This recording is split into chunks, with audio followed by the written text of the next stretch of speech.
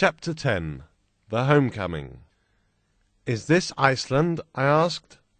"No," Hans replied. He was right. The sun was very hot and the ground was dry. Above our heads was the edge of the crater. This is where the volcano had thrown us out. It was still erupting. Every 10 minutes stones were thrown out.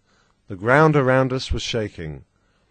When I looked down the mountain, I could see tall green trees and little gardens.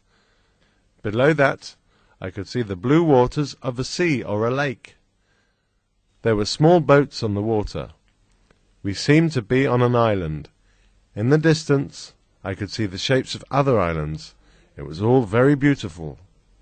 "We must be in Asia," I exclaimed, "on the coast of India or Malaysia. We have travelled right across the world." After we had rested, we began to climb down the mountain. We descended carefully. After our adventures, we did not want to fall to our deaths. Soon we came to fields full of fruit trees. We picked the fruit and ate it. It tasted wonderful. As we were eating, a small boy appeared. He watched us eating. He looked frightened, but my uncle spoke to him. "What is the name of this mountain, my boy?" he asked. The boy did not reply, so my uncle asked the same question in different languages. At last he asked in Italian. "Stromboli," the boy said, and ran away. Now we knew where we were. We were on a volcanic island off the south coast of Italy. We had been thrown out of the famous volcano of Stromboli. The blue waters before us were the waters of the Mediterranean Sea. What a wonderful journey we had made!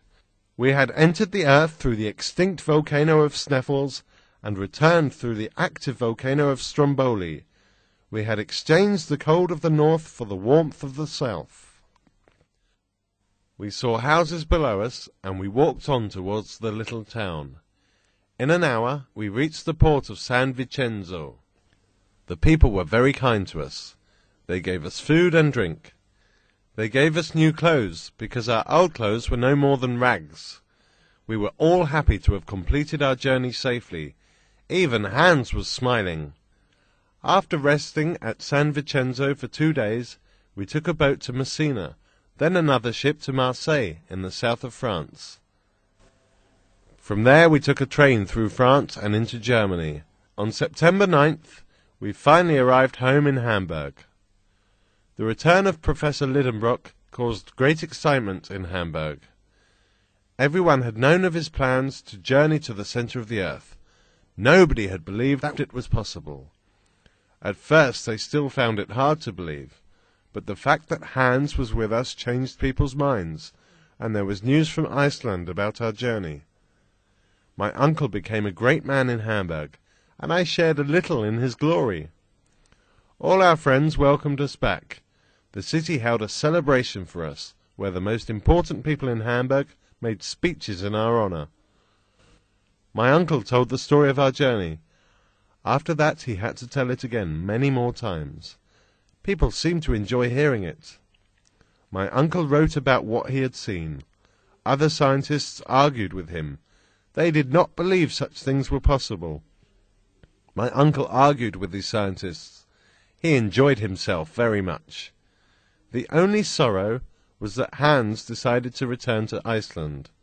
My uncle wanted him to stay with us in Hamburg, but he refused. He wanted to go home. I was sad too. I loved the big Icelander. He was so calm and sensible. We shook hands for the last time on the ship that took him to Reykjavik, but I will never forget him.